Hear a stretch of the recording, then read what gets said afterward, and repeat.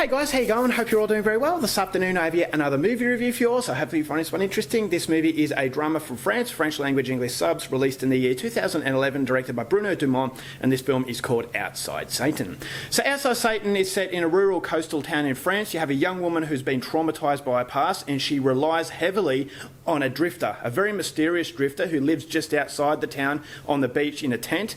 And not only does she rely on him, but the whole townspeople rely on this guy. He's very trusted, and he actually protects them. And so it's not clear as to why he protects them and what he's protecting them from, but it is clear, especially this woman, she's very reliant on him to actually exist. And so he's wandering through the countryside with this lady. They come across certain situations where he helps her, but then in return, she actually develops a strong sexual connection with him, but he is not interested in that.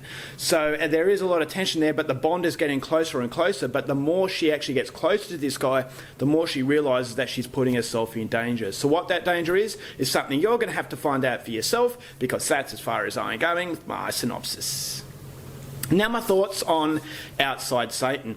This is a really difficult film to sum up, because on one hand it's one of the most fascinating experiences that you can have, but on the other hand it's one of the most tedious experiences that you can have. So you're left to draw up your own conclusion as to whether or not you liked it.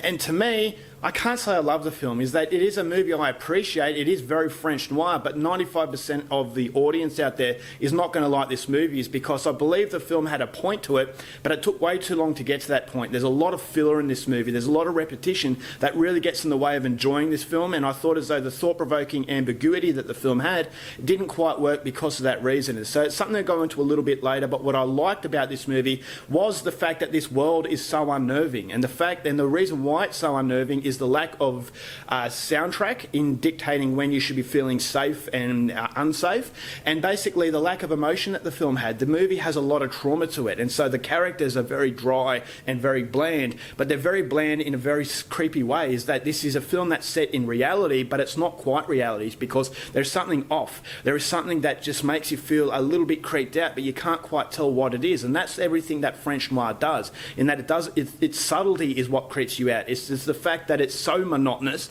that actually makes it very uneasy, and so you're not quite sure who this drifter is, you're not quite sure who this woman is, but the mystery behind every one of these characters makes it feel off. And so I thought as though there was no safety barrier. I thought as though I was very vulnerable because there was no one to hold my hand. And so Bruno Dumont has created a world that is grounded in reality, but there's a strong sense of outer realms. And so that outer realm feel really captures you, and it's a very claustrophobic feeling that you have, is that this coastal town almost feels like hell for these characters. And so there's a lot of vague qualities about this movie. There are slight clues as to what these characters are about, but there's also a deep symbolism, and that deep symbolism is good and evil, and how fine the line is between those two, and how easy it is to actually become one in the same, in that this character, especially the drifter, he does some things that are good, but as a consequence to the person he's doing it against is actually evil. And so can you do something good for somebody, but basically if that makes it evil to somebody else, are you good or evil? And so it does have that thought-provoking quality, and I thought the drifter really summed that up in a deep symbolism.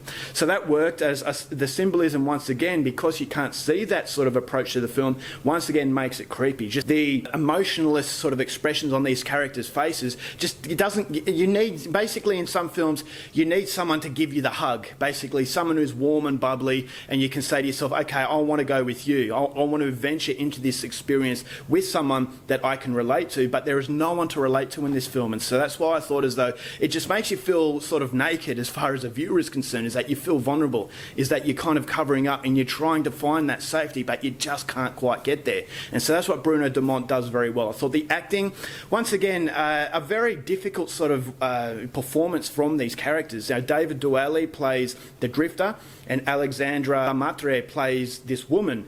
And on the outside, you'd think it's pretty easy because I didn't have to really display any emotions, but it was actually difficult because, as I said, it's a fine level of subtlety that actually adds up to something so much more. And so I thought David Douali's performance as the drifter, especially, in some instances he was a guy you could like, but in other instances there are some acts of violence that are very, very shocking, very realistically portrayed, and so it takes you out of nowhere. It's because you got no soundtrack to really dictate the anticipation of something happening. It just comes out of nowhere and it shocks you, and it's very realistically done, and this is what gives you the impression as to what this drifter is all about. He's doing good things, but he's also capable of doing some really horrible things. So there's ambiguity and aspects to every character in this movie. But unfortunately, the reason why it didn't work for me, I'm a French noir fanatic.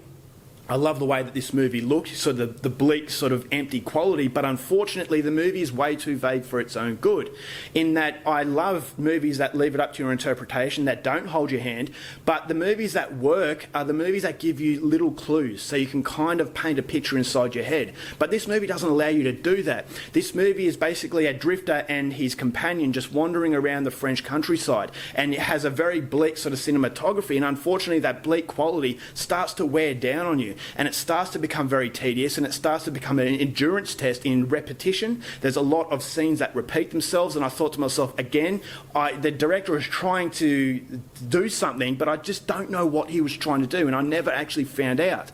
And so the film has way too much vagueness for its own good. Now, yes, that is a deliberate ploy to make you think, but unfortunately, you just got to have a few clues in there to try and mould a picture, but you can't really do that because of the film. It just doesn't really have anything underneath it. But the frustrating part is the movie wants to be a little bit more than it actually is, and so it does fall under the pretentious quality.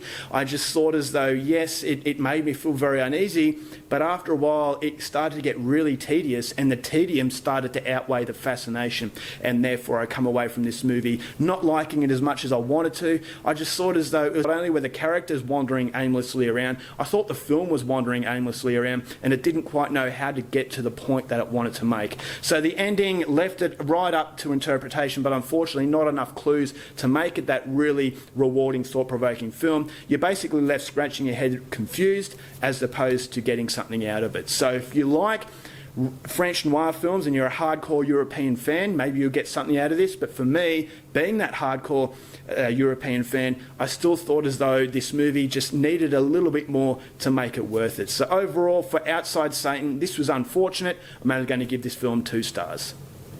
Alright guys, that's it for my review. Hope you enjoyed it. Till next time, keep watching movies, and I'll see you later. Bye.